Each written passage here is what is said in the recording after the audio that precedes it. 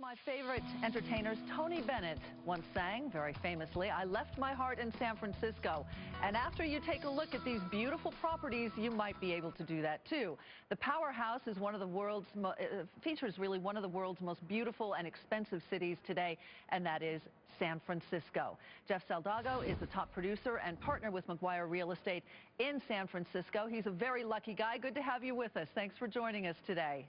Good morning, Sue. Thank you. Thank you for having me on. I grew up in California. San Francisco is just a beautiful city, one of my favorites, but it's always been pretty expensive. So let's go over some of the market stats, shall we? The average listing price is about $1.5 million.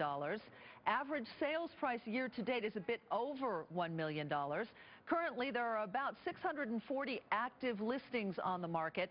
But for California, that's actually pretty low inventory. But you've got some fantastic listings for us. So let's go to the first one. It's located at 536 Anderson Street. And the price on that, the listing price right now, was $595,000. Tell us a little bit about the house, if you would. Great house. It was a 2-bedroom, 1-bath, located in Bernal Heights. Bernal Heights is probably one of the sunniest neighborhoods in our city.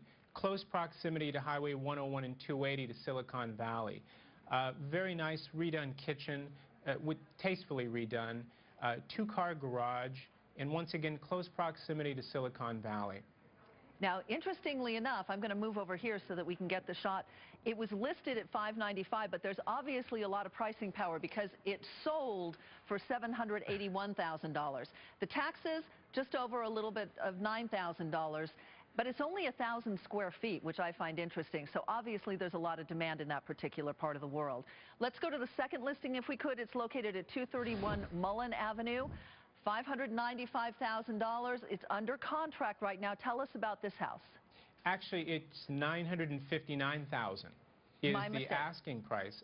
It is under contract, so there's certain things I can't really get into in the contract, but in terms of the descriptions, another beautifully done home in Bernal Heights. This is on the northern slope, which has sweeping views of San Francisco.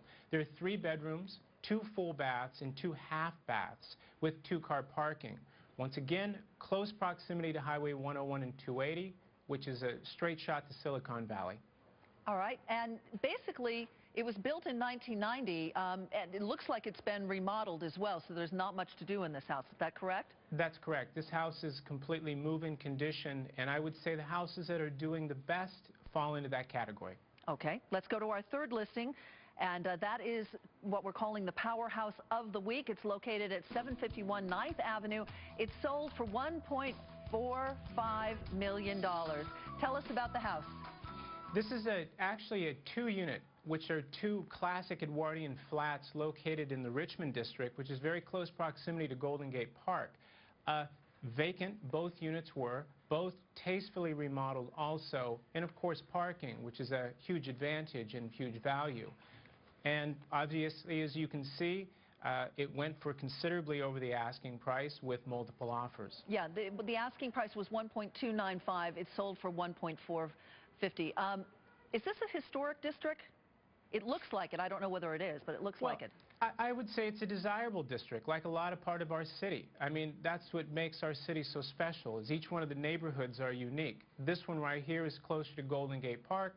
A lot of the architecture and so forth is Edwardian style, and these are 2 classic, beautiful flats. You said you had multiple bids on these properties, on this property anyway. Is that common amongst the properties that we saw? Are you starting to see some very stiff competition?